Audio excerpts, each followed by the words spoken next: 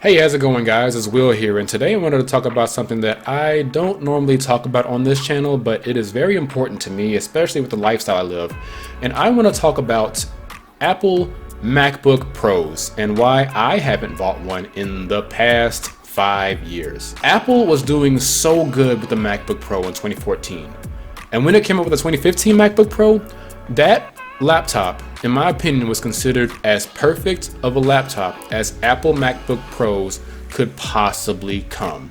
There were other laptops out there, but no, the laptop I had my eyes set on was the MacBook Pro, and this MacBook Pro blew me away. The trackpad felt amazing. The keyboard was wonderful. The screen impeccably clear and sharp, and the battery life was very good. I even had some confirmation about this from some other MacBook Pro reviews and blogs about what the best MacBook, dare I say the best laptop that was ever built, it seems unanimous, was the MacBook Pro from early 2015. And I want to talk about why, in my opinion, I think this MacBook holds its stake in history as one of the most perfect as perfect laptops could get that MacBook Pros have possibly ever been.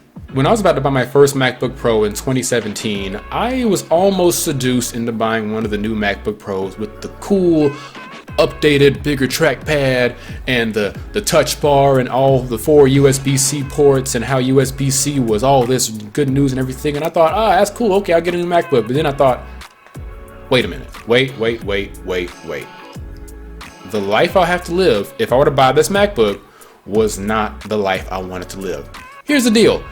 I would have to go out and buy extra stuff to make this MacBook seem or even feel good. Plus, I would have to get acclimated to this touch bar that's at the top. And I have some stuff to say about that touch bar, let me tell you. So after I put some thought into the life I would have to live, I thought maybe I should get the laptop that I thought was the best MacBook that was ever made.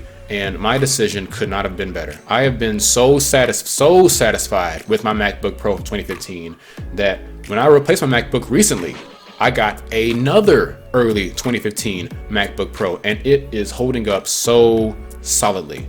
In my opinion, the MacBook Pro from early 2015 will forever hold its stake as one of the greatest, if not perfect, MacBook Pros, and dare I say, one of the best laptops ever that was ever created. I love limited user upgradability it had because it was extremely favorable in my opinion. It had an SD card slot, it had 2 USB-A ports, it had an HDMI port, 2 mini display ports, and a MagSafe charger. Also, the SSD was upgradable and it had a replaceable battery that you could buy for relatively cheap on Amazon.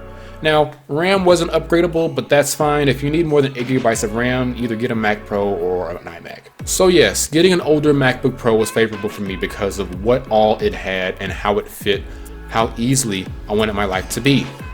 Because I don't want to have to go out and purchase 1, 2, 3, or even possibly 4 USB-C dongles to have to keep up with them, first of all, and have to think about what I could possibly need when with the MacBook Pro 2015, I had all the ports I could ever need already set in one place. This was simple to live with. There was nothing wrong with how the MacBook Pro was. If it ain't broke, don't fix it. And Apple fixed it, and I hate how they fixed it. When I think about my mobile computing solution, all I think about needing is the laptop itself and the charger. I don't want to have to think about what USB-C dongles I might need and keep up with them, and if I lose one, how much will it cost to replace it, where can I get it from? I just want everything to be all in one place. And also, everyone, let's talk about this cool touch bar everyone keeps talking about. All right, so I for one saw the touch bar and I couldn't stand it right away. I could see the use of it and the practicality of it, but the livability with it was so low. I, for one, personally love the physical keys on a computer. The touch bar kept changing. It did this, did that, things that I just did not need, and most users who actually need it, I don't think many of us just needed it. It almost seemed gimmicky in my opinion. So I felt like I was kind of suffocated when Apple said, we're going to get rid of the functional keyboard keys at the top, and we're just going to replace it on all our models with the touch bar. Smooth move, Apple. Now, I can kind of understand if Apple was trying to attempt this USB-C dongle or USB-C standard proliferation, trying to get everybody to buy more USB-C stuff, because most things that Apple implements into their systems, most people generally go for. If Apple sells a computer that has some special port in it, people are going to buy it because everybody loves the Apple MacBook Pro and Apple products in general.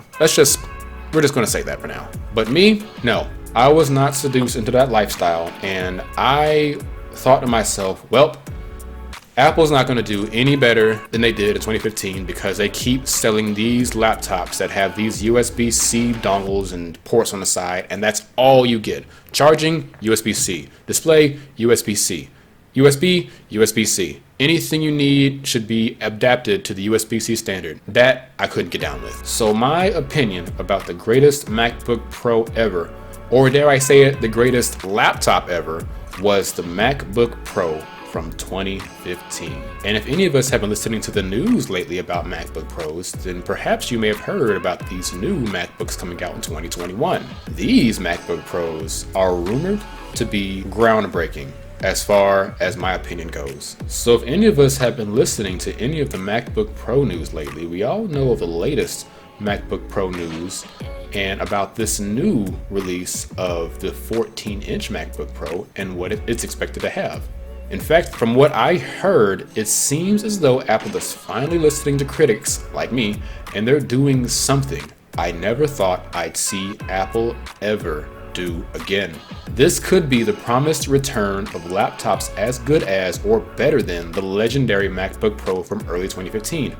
Rumor has it, MagSafe is coming back. They're nixing the dumb touch bar and giving us physical function keys back. And other external non-USB-C ports are coming back to the MacBook Pro.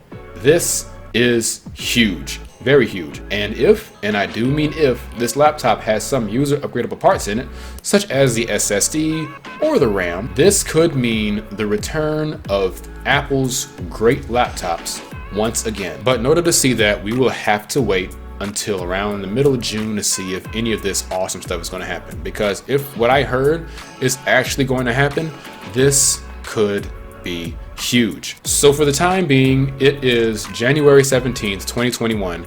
And as far as my concerns go, the greatest Apple laptop that has ever been created was the early 2015 MacBook Pro. So Apple, when time comes in June, please don't disappoint me. I'm going to be sitting down listening to that announcement about your new MacBooks, and I have expectations. Alright guys, that's all I got for you today. If you like this video, like it. If you didn't like it anyway because you're awesome. And if you haven't and you're new to the channel, subscribe. I don't usually post videos like this, but this is the latest video that I posted lately, and I will be coming out with new videos as I get more time coming along, and I will see you guys in the next video. Thank you very much.